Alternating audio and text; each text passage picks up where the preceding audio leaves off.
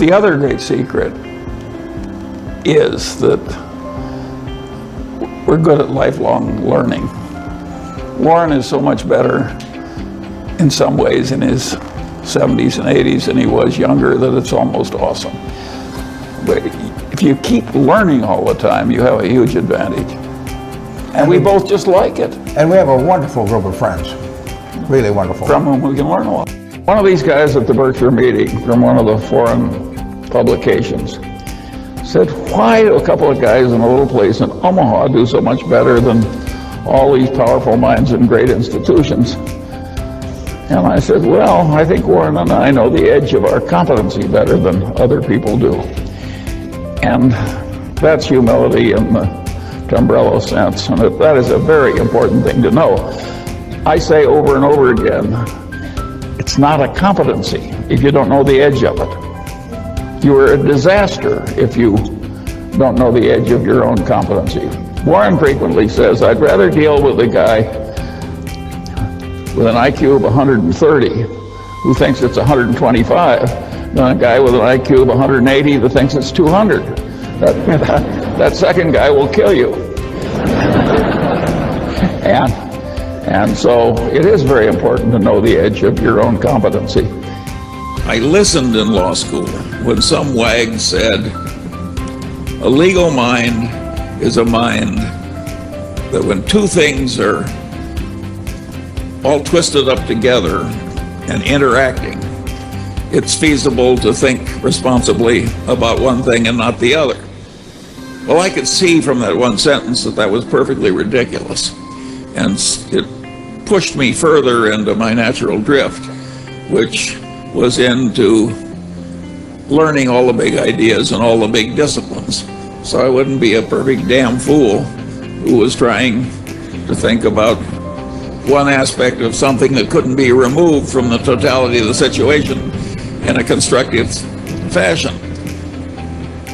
And what I noted, since the really big ideas carry 95% of the freight, that it wasn't at all hard for me to pick up all the big ideas in all the disciplines and make them a standard part of my mental routines. Once you have the ideas, of course, they're no good if you don't practice. If you don't practice, you lose it. So I went through life constantly practicing this multidisciplinary approach. Well, I can't tell you what that's done for me. It's made life more fun. It's made me more constructive. It's made me more helpful to others. It's made me enormously rich. You name it, that attitude really helps. We have to deal in things that we're capable of understanding. And then, once we're over that filter, we have to have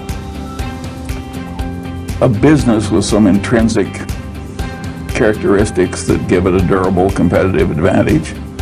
And then, of course, we would vastly prefer a management in place with a lot of integrity and talent. And finally, no matter how wonderful it is, it's not worth an infinite price. So we have to have a price that makes sense and gives a margin of safety considering the natural vicissitudes of life. That's a very simple set of ideas. And the reason that our ideas have not spread faster is they're too simple. The professional classes can't justify their existence if that's all they have to say. We have this system where we translate very trustworthy people and give them enormous trust. And as they practice that trust, they get more confirmed in being trustworthy. And eventually we've got this seamless web of trust, which is incredibly efficient and very useful. And by the way, this is not just my doctrine. This is a doctrine in economics that tries to explain why firms come into existence. And firms come into existence because a lot of people who trust one another operating within a firm are more efficient than they would be if they were a bunch of independent proprietors. I'm really following a very key idea of the greatest lawyer of antiquity, Marcus Tullus Cicero. And Cicero is famous for saying, a man who doesn't know what happened before he's born goes through life like a child. Now, that is a very correct idea of Cicero's, and he's right to ridicule somebody so foolish as not to know what happened before he was born. But if you generalize Cicero, as I think one should, there are all these other things that you should know in addition to history. And those other things are the big ideas in all the other disciplines. And it doesn't help you just to know them enough so you can prattle them back on an exam and get an A. You have to learn these things in such a way that they're in a mental lattice work in your head and you automatically use them for the rest of your life. If you do that, I solemnly promise you that one day you'll be walking down the street and you'll look to your right and left and you'll think, my heavenly days, I'm now one of the few most competent people of my whole age cohort.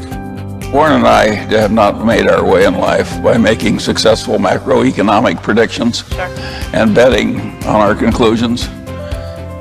Our system is to swim as competently as we can, and sometimes the tide will be with us and sometimes it will be against us. But by and large, we don't much bother with trying to predict the tides because we plan to play the game for a long time. I recommend to all of you exactly the same attitude. It's kind of a snare and a delusion to outguess macroeconomic cycles. Very few people do it successfully, and some of them do it by accident. When the game is that tough, why not adopt the other system of swimming as competently as you can and figuring that over a long life you'll have your share of good tides and bad tides. Berkshire and Warren and you were known as value investors. Is that not the core discipline of Berkshire Hathaway anymore, or does that not even matter?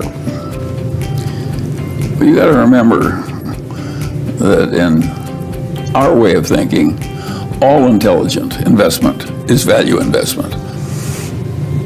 Because why would you want to buy something which wasn't worth as much as you were paying for it? And who wouldn't like buying something for less than it's worth? So the only difference when people talk about value investor, you're always a value investor. Now, there are various ways to look for value investments, just as there are various places to fish. And if the first rule of fishing is to fish where the fish are, the first rule of value investing is to find some place to fish for value investments where there are a lot of them. And of course, it's gotten hard in the United States to find easy value investments because the world is so competitive.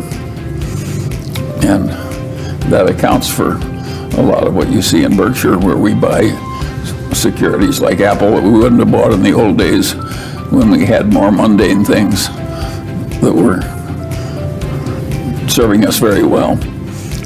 So we're just looking in different places, but we're value investors. So you practice law and then you leave law in the firm that you helped found and move over to investments. Well, but Help us understand that sounds miraculous. In fact, it was rather interesting. I probably got paid about $350,000 in my first 13 years of law practice total. And I had an army of children and no capital to start with. And when I chose this alternative career, I had over $300,000 in liquid instruments. So I had, and that was 10 years of living expenses. So I was not a courageous, venturesome, admirable man. I was a cautious little squirrel, saving up more nuts than I really needed and not going very deep into my pile of nuts. And so it wasn't that courageous, and I kept one foot in the law firm while I tried my capitalist career. But as soon as the capitalist career succeeded, I intended to lift that second foot because I recognized that the potential of law practice, as I saw it then, I didn't anticipate the boom that came to the big firms. I just saw it as being more difficult. I wanted more independence than I was going to have as a lawyer. I hated sending other people invoices and needing money from richer people. I thought it was undignified. I wanted my own money. Not because I loved ease or social prestige. I wanted the independence. It's not my nature, when you get little surprises as a result of human nature, to spend much time feeling betrayed.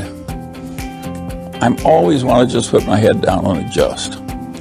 So I don't allow myself to spend much time ever with any feelings of betrayal. So you're asking the wrong person, because if some flickering idea like that came to me, I'd get rid of it quickly. I don't like any feeling of being victimized. I think that's a counterproductive way to think as a human being. And I am not a victim. How did I'm a survivor.